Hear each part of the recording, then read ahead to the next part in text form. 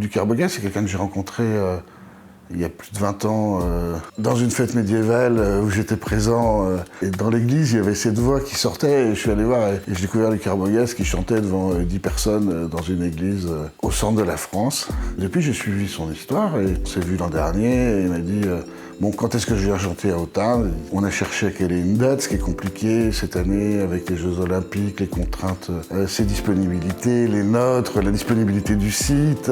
Et donc on est tombé sur le 15 juin. C'est quelque chose qu'on finance nous-mêmes puisque c'est un artiste que des gens connaissent peut-être pour l'avoir vu à la télé dans The Voice. C'est pour ça aussi que l'événement n'est pas gratuit non plus puisque nous on investit de l'argent pour organiser l'événement et on espère pas gagner de l'argent mais au moins ne pas en perdre. Et l'idée de cette tournée actuelle aussi, c'est de mettre en valeur des sites historiques. Donc nous, des sites historiques, on en a.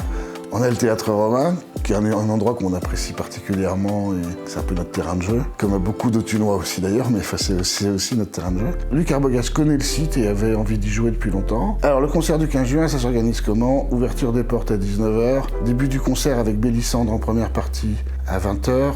En attendant, les gens pourront aller à la buvette, acheter à manger des hot dogs, des crêpes, des frites. Luc Arbogast à partir de 21h30 pour un set d'1h30 où il fera traverser lui aussi le temps et l'histoire dans le site enchanteur du Théâtre Romain, illuminé spécialement pour l'occasion.